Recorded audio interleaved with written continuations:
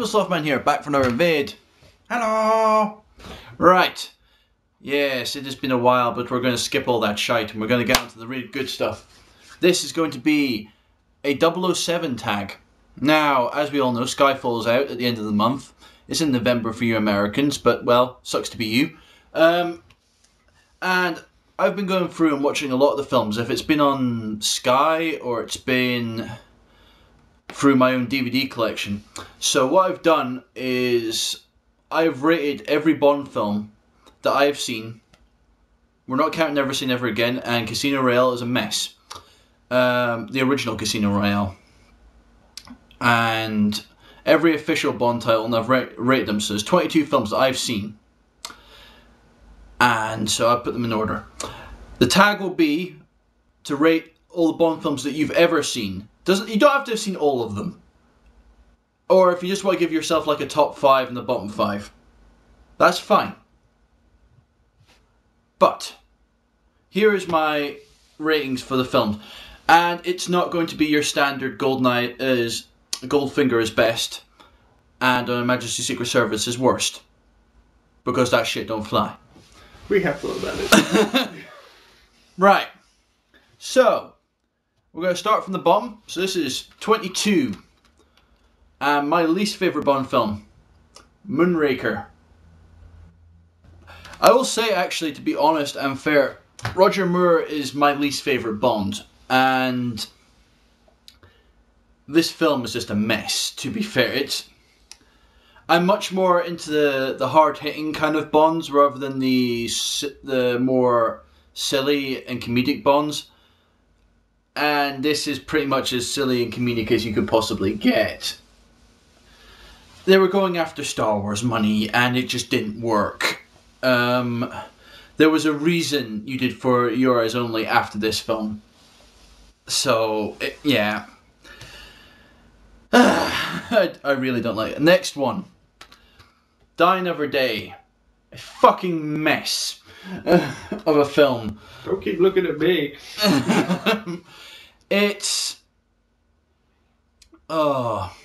There's some good moments in this film, but the beginning is really good, and there are moments of really good bits. The car chase and maybe the bit with that kind of Ice Palace headquarters at the end where the sunbeam comes through it. Maybe these 3 bits, but apart from that, and that I really hate Halle Berry in this film. There's some films that I can watch her in, it's like Executive Decision, even the Flintstones movie, but that, my God, is she annoying in this film. It's the absolute worst Bond girl, by a mile.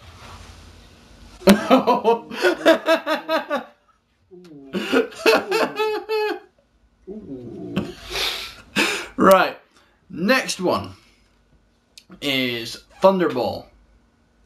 Now, I think this is more a lot of the underwater scenes. A lot of the underwater scenes near the end I find really boring to actually watch through. Now, I know a lot of other people can find it. My dad especially actually really likes Thunderball. And there's bits at the beginning, especially with the jetpack at the beginning, which is actually kind of fun and interesting. And the bit with the sharks in the pool are actually pretty interesting. But for 2 or 3 moments in this film do not make a whole entire film. And they remade this as Never Say Never Again in the 80s. And again, it has its flaws. I somewhat prefer that bit, maybe more because Rowan Atkinson's in it. And I find him quite funny in that film. Plus, there's little bits of quips and everything I quite like in that. But both of them are not particularly brilliant. Next one is A View to a Kill. Now, this one again, it has moments. It's not like none of these films are particularly bad. They're just bad on a scale. Die Another Day is bad. Yeah, well, Die Another Day. But Christopher Walken is probably the best thing in this film. And he's not in it enough to justify you wanting to put this up anyhow. Looking at me!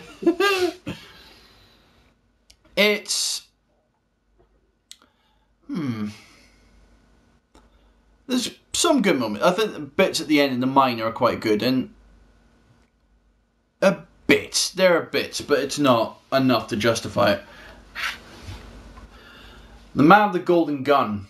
Now, again, best thing about this is Christopher Walken. Christopher Lee. Yeah, it is Christopher Lee. Yes. And maybe the opening. I really like the song. But the whole film is building up to this at the end, and then it should have just been the duel, but they go about this whole thing about him wanting the beam and the whole... It just felt really dumb. Really, really dumb. And Clifton James. Yeah. Right. Next one is Diamonds Are Forever. Now, some of this I actually do really like. The first 2 minutes, especially, are actually really good. And I kind of like the henchman. I love the whole bit in the church with the whole when they're going to cremate him and everything. I just love that scene. And there's bits again, but overall it probably it's harsh maybe to put Thunderball underneath this, but it probably is Connery's weakest as Bond, and really it's probably because he didn't want to actually be there. They just begged him to come back after Lazenby. Well, the American studio wanted him after Lazenby. Right. The World's Not Enough. Now, I don't know. I just thought I just didn't find the characters quite compelling enough in this film compared to other Brosnan films. Robert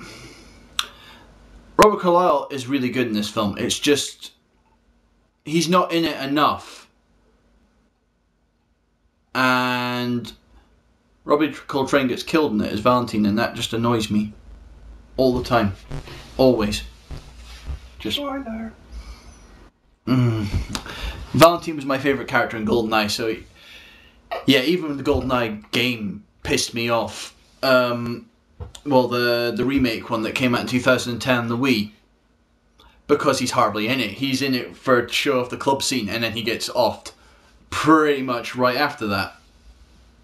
It was just one movie sequence. Right, the next one, The Spy Who Loved Me. I actually quite like this film. It's a kind of classic. It was a much more, after Man with the Golden Gun and Live and Let Die, it's much more back to a kind of classic template Bond. And it's probably one of his better films. And what can you say, the underwater car bit? That bit's actually okay because it's not particularly long. It's about maybe a minute and a half with the underwater car bit, and then there's kind of like that throwback when you get to the guy's kind of his underwater fortress bit where they've got the elevator. I love the bit of the elevator when it opens up and it drops people into the sea. Right.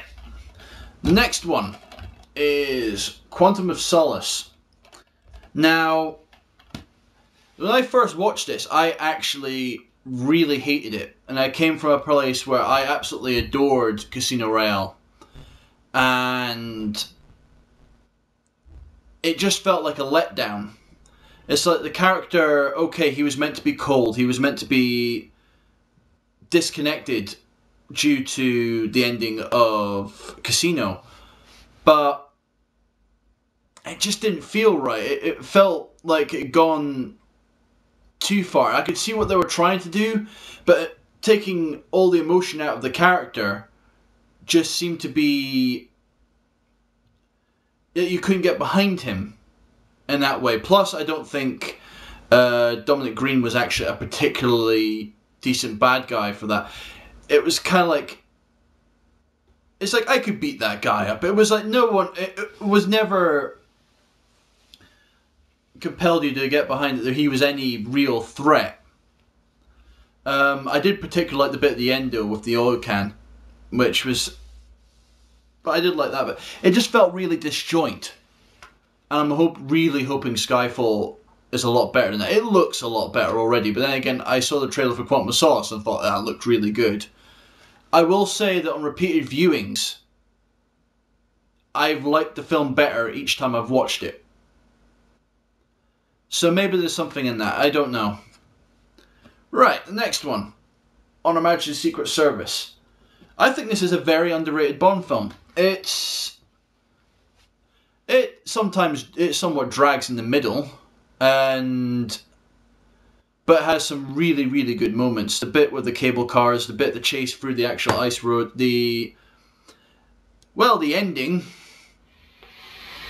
as much as it is, but... And I actually don't think George Lazenby is a bad Bond. He isn't.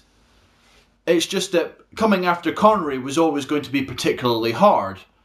And people put him harshly, especially since Lazenby's Bond was much more, in that story, closer to the books than the films. So it was another kind of disjoint as well of people. People went in there expecting a kind of Connery Bond film and they didn't get it. So it's just a shame.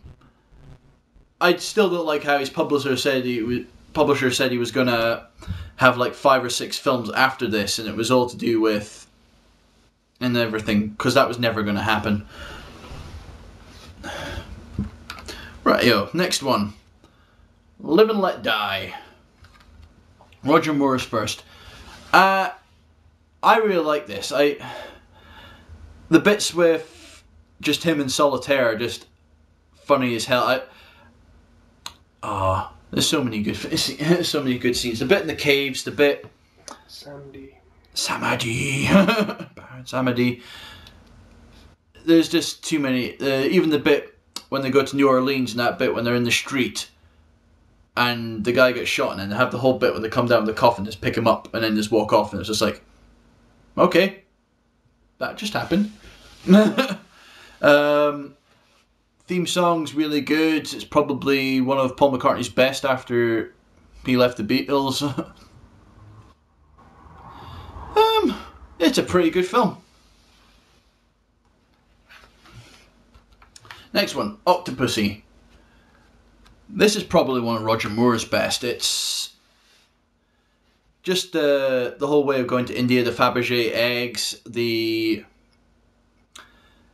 bit in the train, especially all the bit in the train and having to stop the bomb and going through Germany just dressed up as a clown and trying to play it straight, and it's succeeding.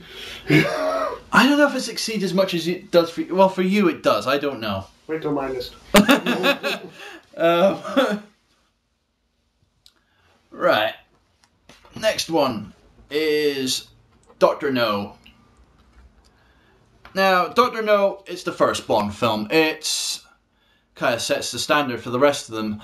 I do think with it kind of drags, especially at the beginning with how he has to do all the investigative work. But I do think it really does pick up, especially with the scene with the spider. I love the bit where he plays solitaire. He's waiting for the guy in solitaire to come through, and then he goes and... I just love that scene. And then you get to the end with Dr. No, and basically once they get there onto the island bit, it is really, really good. I just think it has a slow starter. Goldfinger. I do think it's a fairly I don't think it's the best Bond film. I do think it is overrated. And as you could probably tell if you know your Bond films, it's not my favourite Connery film. But I do love bits of it. Odd Job is amazing. The fact that they made a guy that's huge. It's like, he's so tall, the real guy, and then make him look that small is actually really impressive. And the golf game, I love just the fact that, well, Goldfinger just genuinely cheats throughout the whole bit. I don't know. The idea of it is just weird as hell, the whole plot of that film. Next one is one I just watched again recently. Tomorrow Never Dies. This I actually found is a really good film, especially just the fact that he's wanting just to get headlines. He's going to create his own news. He's just like going out there just so he can have rights, to make money, to have power, is basically all that guy wants. And the whole thing of drilling through a ship to get to a bomb bit, that bit always weirds me out, because the fact it goes through and then it turns up, but the water's not gone through the whole room, so how does it go up? I don't know. I love the beginning bit where they've got the whole arms cache at the beginning, and then Bond has to go in there because they've actually got nuclear missiles attached to the plane. And if they went off, it would just probably cause the biggest avalanche ever. And it's a nuclear explosion. Yes. Enough said. But yeah, that was a really good one. For Your Eyes Only. This, as I said, I kind of like the more realistic Bonds. It's more, and this is probably as realistic as Roger Moore ever got. It's just a really, really well done film. The only thing I think it spoils it is that stupid American twat who's just got this really annoying voice that really grates. But apart from that, the whole film is amazing. Right, the next one. From Russia with Love. This is probably one of Connery's best. It was, again, a very interesting film about going and trying to get the Lecter and the Red Grant and with Klebb. It's just amazing. If you go into the background of it and look in the film and how they ran out of money and they have to go for all these techniques and stuff you just don't notice, and it's just amazing. I remember going to the actual Bond Museum. There was an exhibition that was on in Glasgow, and I had all the things, and you got to see stuff like the actual shoe from the Rosa Klebb stuff, and you've got and stuff like that. But the main best scene in that whole thing is in the train. Just that whole sequence in the train is just amazing. So it's one of the things. I've never actually played the From Russia with Love game on the PS2. I have it. I've never actually sat down and played it, so I don't know how they've kind of altered it or gone with it. A lot. Eeeh. Right-yo. My personal favourite Sean Connery one, You Only Live Twice. Now this is it's interesting. If you know the books, you know that Majesty's Secret Service should be before You Only Live Twice, and what happens at the end of it leads on to what this happens, and then in the book. So Bond was meant to be chasing Blofeld throughout Japan, and then finds him in a castle at the end of it, and there's like a cold duel with it. And as there's actually no castles in Japan, I don't know what Fleming was thinking. They did it the other way round because they had the whole rights of Thunderball and went completely apeshit. But this film is interesting. It's just got a lot of very brilliant scenes. There's bits. The volcano is amazing once they actually get down to the volcano, and the fact that he actually has to dress up. It was like this whole bit where they have to try and make him look Japanese, except that only involves them actually changing his hairstyle and putting some eyebrows on him, and that's about all they do. And it's just like, how does that make him look Japanese? I don't know. Right, next one. Living Daylights. This I watched the other day, and it still holds up, and it is an amazing Bond film. I love the opening in Gibraltar. It's one of these amazing scenes where him jumping on the car and then having to get off, and then getting onto the ship, and then just sleeping with the girl, and then it's just like, it's Bond. It's one of the best ways they've ever done to introduce a Bond. It's maybe a little bit too long. I think that's probably one of its things. But it has some of the better scenes. The whole bit at the beginning where it's just like with the pipe is so funny. What else is it? The bit with the car. I love the car.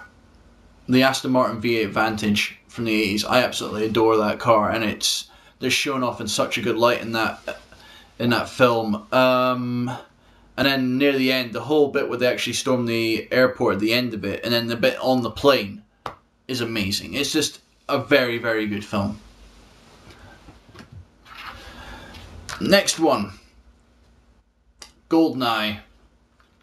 Now, what can you say about GoldenEye? GoldenEye, again, is amazing. It's one of these films. I was watching it the other day with my parents, and I was starting to quote loads of lines off it. My mum was like thinking if I studied like this, I'd have really good grades. So it'd be, I've watched it too many times. I went to watch it for my 10th birthday, and it's amazing. The whole bit at the beginning, just when they go through and coming down off the bungee jumping off the top of the bit, then coming down into the facility, and that whole sequence of Sean Bean is just amazing. I've said amazing too many times. Oh yeah. I'm a big Bond fan.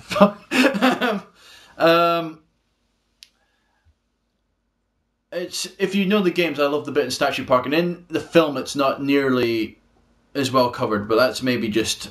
It's creepy though. It is very creepy. I love the scene when they're in the archives and it's Mishkin talking to Bond. I just love that bit where Mishkin's just trying to put the whole blame on Bond. It's just like, what? And then at the end, and Boris is amazing. Rightio. Next one is Casino Royale. Now this, I thought after the travesty that was Die Another Day, this was like a breath of fresh air. Now, they probably tried to make it harder edge because of the Bourne films, but you're going back to the original books, and the original books are a lot more harsh edge. So it's... They added a lot of stuff at the beginning of it, but the whole tension bit of just being in that hotel and how much money was riding on that game, and then the whole torture scene after it, then to the betrayal, and then the other betrayals, and there's there's so many betrayals in that film.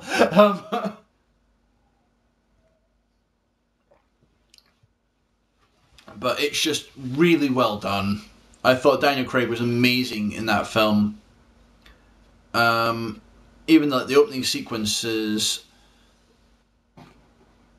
Well, actually, the opening sequence when they start off and it's like black and white in the building, and it's just like, and they're speaking to the guy, and it's all about how he becomes a 00, and I thought that was actually really well done. And then you have that whole chase sequence that goes through them running through that old abandoned hotel. Supposedly they've used that for about 3 or 4 Bond films. I looked this up. It was weird. It's like an abandoned hotel they've left in Jamaica or something. It's just, they keep on going back to it. Right. We've gone through 21 films. I've said amazing far too many times. And this is my favourite Bond film. And this is License to Kill. And I know it's not everyone's cup of tea. Timothy Dalton is my favourite Bond. I absolutely love like Living Daylights and License to Kill. I just love the way the hard edge he brought to that character, and this was how a Vendetta film should have been done. It's compared to Quantum of Solace. He still has lots of emotion. It's all anger. He's completely focused on killing him. That's it. There is no saving him. There is no bringing him to justice. There is no nothing. He is out there to kill him. And you've got the bit with the tankers. You've got the bit with the sniper rifle, which we quote constantly. Watch the birdie, you bastard! And okay, the Bond girls. Well, I think one of them's really good. The other one is particularly, but there's lots and lots of scenes in that film that are just really, really good, and it seriously holds up. I watched it the other day. It's still really, really good. Right, there are my favorite Bond films. Well, it's my order. 22 films in order. So, are you up to the challenge of rating the Bond films? It's something a little bit fun just before Skyfall comes out. Right-o. So, I'll leave it open. I'll maybe send a message out to some people about it. But, first person, let's do it. Hello. Right. So, it'll be interesting because we know between ourselves our taste in Bond films is different, so we'll see. Right. This is Evil Slothman. Out.